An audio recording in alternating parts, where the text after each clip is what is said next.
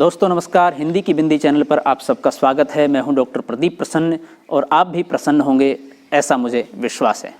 तो आइए आज हिंदी व्याकरण, हिंदी भाषा, हिंदी साहित्य में कुछ नई बातें सीखते हैं।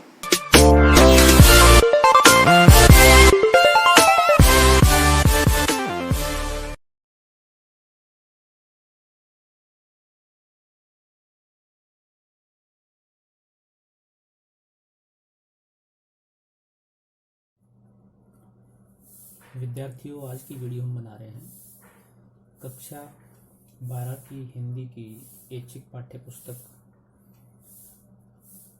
अंतराल भाग 2 के आरोहण पाठ से। इसमें आरोहण जो पाठ है उसका हम संक्षिप्त परिचय देंगे, लेखक का परिचय देंगे और प्रश्नों के उत्तर बताएंगे इस वीडियो के माध्यम से। वीडियो शुरू करें उससे पहले आग्रह है, यदि आपने हिंदी की बिंदी चैनल को सब्सक्राइब कर लिया है तो बहुत बहुत धन्यवाद, और यदि अभी तक भी नहीं किया है तो उसे सब्सक्राइब जरूर कर लें, बेल आइकॉन को जरूर दबा लें ताकि सभी वीडियो आप आसानी से देख सकें। तो आइए हम शुरू करते हैं।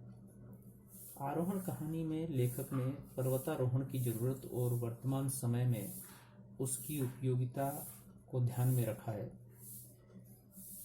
संजीव द्वारा लिखी गई ये कहानी आरोहण एक पर्वतीय प्रदेश में रहने वाले परिवार के जीवन संघर्ष की और प्राकृतिक संपदाओं, प्राकृतिक आपदाओं, प्राकृतिक परिवेश के साथ कैसे रहा जाता है उसकी कहानी है। लेकिन साथ ही साथ इस कहानी में और भी कई बातें लेखक उठाते हैं, जैसे कि पर्वतीय प्रदेश में रहने वाली समस्याओं के साथ तो वहां के लोग अपना जीवन यापन करते ही हैं, साथ ही साथ घर से कोई व्यक्ति दूर चला जाए, घर से कोई व्यक्ति बिछुड़ जाए तो इस तरह के अवसाद, इस तरह के दुख, इस तरह की परेशानी भी उन्हें सहन करनी पड़ती है। और इस तरह की परेशानी कई बार पर्वतीय प्रदेश में रहने वाली या आने वाली आपदाओं से बड़ी समस्याएं आभासित होने लगती हैं। तो ऐसी स्थिति में जहां वैसे ही जिंदगी कठिन और संघर्षमय हो, वहां अपने भी जब दूर होने लगे तो यातनाएं बढ़ जाती है।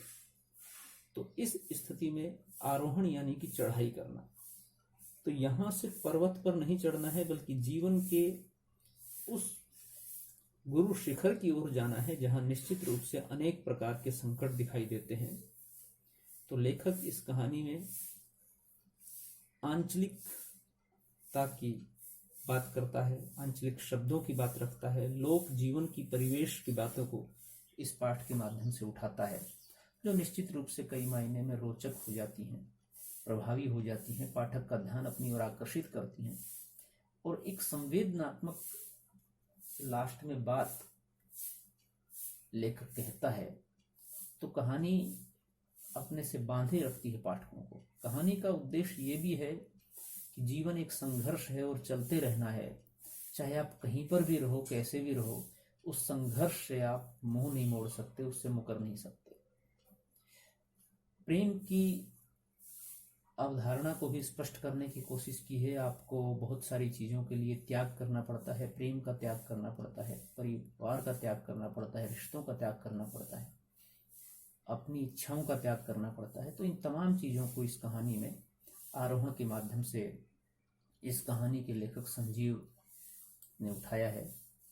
अब हम बात करते हैं कहानी के लेखक के बारे में। कहानी के लेखक संजीव एक प्रसिद्ध कहानीकार के रूप में जाने जाते हैं। साथ ही हम बात करें सबसे पहले संजीव के जन्म को लेकर के, तो उत्तर प्रदेश के सुल्तानपुर जिले के बांगरकला गांव में आपका जन्म हुआ। और समकालीन कहानी लेखन में विशेष नाम संजीव का लिया जाता है। हंस, कथादेश वगैरह जैसी पत्रिकाओं में लगातार आपकी कहानियां प्रकाशित होती रही हैं। और हंस के तो आप कार्यकारी संपादक के पद पर भी कार्य कर चुके हैं। आपके अनेक कहानी संग्रह प्रकाशित हो चुके हैं। आपने उपन्यास भी लिखे हैं, जैसे कि कुछ उपन्यास आपके हैं रानी की सराय, किशनगढ़ का अहेरी, सर्कस, जंगल जहाँ शुरू होता है, सावधान, नीचे आग है, धार, सूत्रधार आदि। आपके प्रसिद्ध कहानी संग्रह हैं 30 साल का सफरनामा, आप यहाँ हैं, भूमिका और अन्य कहानियाँ, दुनिया की सबसे हसीन औरत, प्रेत, मुक्ति आदि। संजीव की कहानियों में, उपन्यास में अर्थात उनके लेखन में एक विशेष बात यह है कि वो आंचलिक भाषा का प्रयोग और प्रभाव लगातार अपनी लेखनी में दिखाते रहते हैं, और ये इनके लेखन की एक रवानगी है। पाठक उसके साथ बनता हुआ चला जाता है उस लोक के परिवेश के कारण। सटीक भाषा का, सटीक शब्दों का प्रयोग कहाँ होना चाहिए, उसकी पहचान भी संजीव जैसे रचनाकार को है। और अच्छी कहानियां और श्रेष्ठ कहानियां लिखने के साथ साथ प्रभावी और कारुणिक कहानियां लिखने में भी आप सिद्धत हैं। तो आइए अब शुरू करते हैं आरोहण कहानी के प्रश्नोत्तरों को बात करते हैं। पहला प्रश्न है, यूं तो प्राय लोग घर छोड़कर कहीं न कहीं जाते हैं, परदेश जाते हैं, किंतु घर लौटते समय रूप सिंह को एक अजीब किस्म की लाज, अपनत्व और झिझक क्यों घेरने लगी? रूप सिंह घर छोड़कर नहीं गया था, बल्कि चुपचाप बिना बताए घर से चला गया था। प्राय लोग नौकरी की तलाश में घर छोड़कर जाते हैं, वे ये कार्य सर्वसम्मति से करते हैं। रूप सिंह जब छोटा था तो उसने अपने पिता भाई को कुछ नहीं बताया और एक साहब के साथ चला गया। आज वे बहुत वर्षों के बाद घर को लौट रहा था, 11 वर्ष बाद। यहाँ आने पर जहाँ उसमें अपनत्व की भावना थी, वहीं उसे अपने इस कार्य के कारण शर्म आ रही थी, भाग जाने के कारण। वह समझ नहीं पा रहा था कि वह घर वालों को क्या बोलेगा, अतः उसके मन में झिझक की भावना भी विद्यमान थी। अगला प्रश्न है, पत्थर की जाति से लेखक का क्या आशय है, उसके विभिन्न प्रकारों के बारे में लिखिए। तो पत्थर की जाति से लेखक का आशय पत्थर के प्रकार से है। बहुत किस्म के पत्थर पाए जाते हैं, जैसे कि कुछ इस प्रकार से हैं, जैसे ग्रेनाइट, ये बहुत सख्त पत्थर होता है, इसकी चट्टान भूरी होती है लेकिन उसमें गुलाबी आभा होती है। बसाल्ट, इस पत्थर का निर्माण ज्वालामुखी के लावा से होता है। बलवा पत्थर, ये बालू से बना होता है। लाल किला आदि इमारतें इसी पत्थर से बनी हैं। संगमरमर, यह चूना पत्थर के बदलने से बनता है, ये मुलायम होता है। परतदार पत्थर, ये बारीक कणों के रूपांतरित शैलों से बनता है। महीप अपने विषय में बात पूछे जाने पर उसे टाल क्यों देता था? महीप जान गया था कि रूप सिंह रिश्ते में उसका चाचा है। रूप ने रास्ते में कई बार भूप सिंह और शैला के बारे में बात की थी।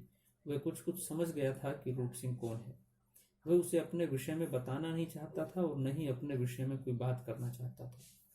अतः जब भी रूप सिंह महीप से उसके विषय में कुछ पूछता था तो वह बात को टाल देता था। वह अपनी माँ के साथ हुए अन्याय को बताना नहीं चाहता था। उसकी माँ ने अपने पति द्वारा दूसरी स्त्री घर में लाने के कारण आत्महत्या कर ली थी। इससे वह दुखी था। उसने इसी कारण अपना घर छोड़ दिया था। दूसरा, महीप अपने काम से काम रखना चाहता था। उसका स्वभाव इस तरह का बन गया था। बूढ़े त्रिलोक सिंह को पहाड़ पर चढ़ना जैसे नौकरी की बात सुनकर अजीब क्यों लगा? पर्वतीय क्षेत्रों में पहाड़ पर चढ़ना आम बात है। यह उनके दैनिक जीवन का एक हिस्सा है। उसके लिए उन्हें किसी प्रकार की नौकरी आज तक मिलते नहीं देखा था। जब बूढ़े त्रिलोक को रूप सिंह ने बताया कि वह शहर में पहाड़ पर चढ़ना सिखाता है तो वह हैरान रह गया। उसे इस बात की हैरानी थी कि रूप सिंह जिस नौकरी की इतनी तारीफ कर रहा है वह बस पहाड़ पर चढ़ना सिखाना है। इतनी सी बात के लिए उसे 4000 रुपये महीना मिलते हैं। उसे लगा कि सरकार मूर्खता भरा काम कर रही है। इतने छोटे से काम के लिए 4000 महीना वेतन के रूप में मिलने वाली बात उसे हैरान करने लगी। रूप सिंह पहाड़ पर चढ़ना सीखने के बावजूद भूप सिंह के सामने बौना क्यों पड़ गया था? रूप सिंह ने पहाड़ पर अवश्य चढ़ना सीखा था, परंतु उसका चढ़ना भूप सिंह के समान नहीं था। वह रस्सियों तथा अन्य सामान के साथ पहाड़ों पर चढ़ना सीखा था। उसने बिना किसी संसाधन के चढ़ाई करना नहीं सीखा था। भूप सिंह एक पहाड़ी व्यक्ति था। पहाड़ों पर रोज कई बार चढ़ना उतरना उसका रहता था। इसके लिए वह रस्सी या अन्य किसी सामान का सहारा नहीं लेता था। वह दुर्गम चढ़ाई भी सरलता से चढ़ जाता था। इसके विपरीत रूप सिंह के लिए ये कार्य असाध्य था। अपने भाई के घर जाने के लिए उनके भाई भूप सिंह ने उनकी सहायता की। भाई द्वारा पहाड़ों पर बिना किसी सहारे के चढ़ना देखकर वह स्वयं को उनके आगे बौना महसूस करने लगा। उसका संघर्ष स्वयं पर गर्व समाप्त हो गया। शैला और भूप ने मिलकर किस तरह पहाड़ पर अपनी मेहनत से नई जिंदगी की कहानी लिखी।